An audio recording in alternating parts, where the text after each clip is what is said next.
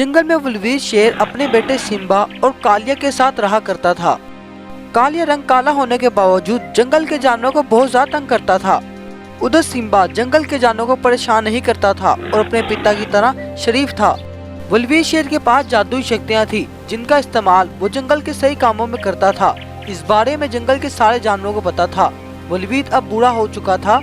कुछ दिन बाद बलवीर शेर अपने बेटे सिम्बा की शादी एक रानू शेरनी से करवा देता है। रानू शेरनी बड़ी अच्छी और रहमदिल शेरनी थी। एक दिन बलवीर शेर सिम्बा और उसकी पत्नी को अपने पास बुलाता है। सिम्बा बेटा, तुम मेरे बड़े बेटे हो और जंगल के जानवर भी यही चाहते हैं कि तुम इस जंगल का राजा बनो। मैं तुम्हें अपनी सारी शक्तियाँ दे देता हूँ और तुम इस जंगल की रक्षा हमेशा करते रहना। तो बलवीर शेर अपनी सारी शक्तियाँ सिम्बा शेर को दे देता है। ये देखकर कालिया तो बहुत ज्यादा गुस्से में आ जाता है। ऐसे ही कुछ दिनों बाद बलवीर शेर की मृत्यु हो जाती है। कालिया अपनी अलग गुफा में रहने लगता है और बलवीर शेर की गुफा में सिम्बा अपनी पत्नी को लेकर रहने लगता है। ऐसे ही कुछ सालों बाद शेरनी एक रंगीन शेर को जन्म देती है। सिम्बा और उसकी बीवी अपने इतने अनोखे बेटे को देखकर बहुत ज्यादा खुश हो जाते हैं। तो शेरनी और शेर अपने बेटे का नाम बगीरा रख देते हैं। एक दिन गाय अपने जख्मी बेटे को उठाकर सिम्बा के पास ले आती है और कहती है, महाराज सिम्बा, मेरा बेटा पहाड़ी से गिरकर जख्मी हो गया है, आप कुछ कीजिए। तुम फिक्र मत करो गाय, मैं तुम्हारे बच्चे को भी ठीक कर देता हूँ। तब सिम्बा अपनी जादुई शक्तियों से गाय के बच्चे को ठीक कर देता है।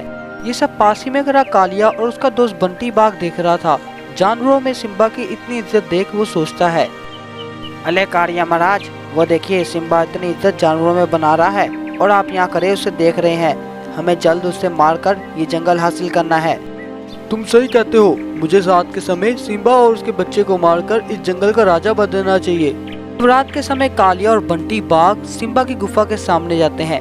सिम्बा आराम से सोया हुआ था। सिम्बा पे कालिया हमला करके सिम्बा को मार देता है।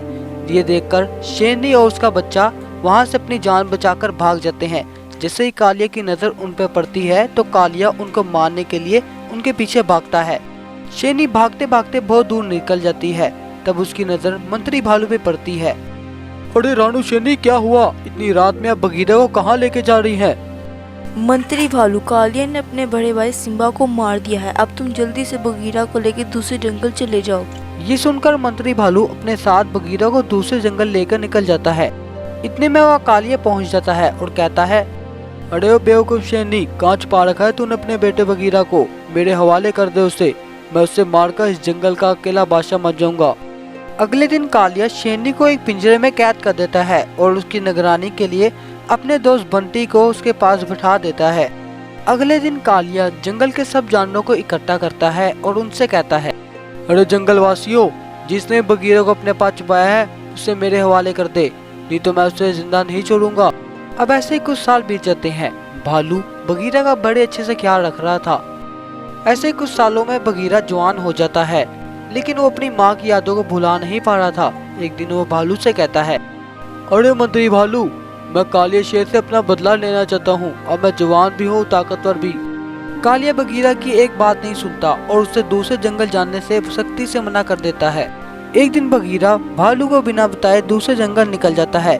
वहाँ जाके वो देखता है बहुत से जानवर एक जगह इकट्ठे खड़े हैं और परेशानी में इधर उधर देख रहे हैं। लेकिन जब वो अपने सामने बगीरा को देखते हैं तो बहुत ज्यादा खुश हो जाते हैं। लेकिन वो सब मिलकर बगीरा को उस जंगल से जाने के लिए कहते हैं, क्योंकि कालिया किसी वक्त भी बगीरा पे हमला करके उसे मार सकता था।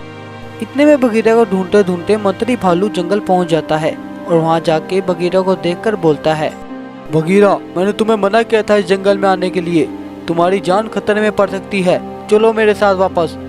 अभी वो सारे बातें ही कर रहे थे कि दूर खड़ा कालिया ये सब देख लेता है और भागते हुए जानवरों के दरमियान में आके खड़ा होता है। हा, देर से ही सही, तुम मिले तो सही बगीरा, अब तुम्हें मारकर मैं चैन की सांस लूंगा। इतना कहकर कालिया बगीरा को मारने के लिए उसके ऊपर झपट पड़ता है। बगीरा भी उसका डट के मुकाबला करता है, लेकिन जादुई शक्तियाँ कालिया के पास थी, इसलिए वो कालिया को छोड़कर अपनी जान बचाकर बगीरा भालू के साथ वहाँ से भाग पड़ता है। अगले दिन कालिया की गुफा पर उसका दोस्त बंटी बाघ आता है और उससे कहता है, मेरे दोस्त कालिया, मैं भी एक दिन के लिए जंगल का राजा बनना चाहता हूँ और देखना चाहता हूँ राजा बन के कैसा फील होता है। मैं तुम्हारा जादू डायमंड भी पहनना चाहता हूँ। कोई बात नहीं मेरे दोस्त बंटी बाघ, एक दिन के लिए बन जाओ राजा। तब कालिया अपनी सारी शक्तियाँ बंटी बाघ को दे देता है। बंटी बाघ जंगल के सब जानवरों को इकट्ठा करता है। सब जानवरों के बीच में भालू भी मौजूद था। बगीरा बेटा, उतार दो उस बाघ की खाल को और दिखा दो उस कालिया को अपनी ताकत। ये सुनकर बगीरा बाघ की खाल को उतार देता है।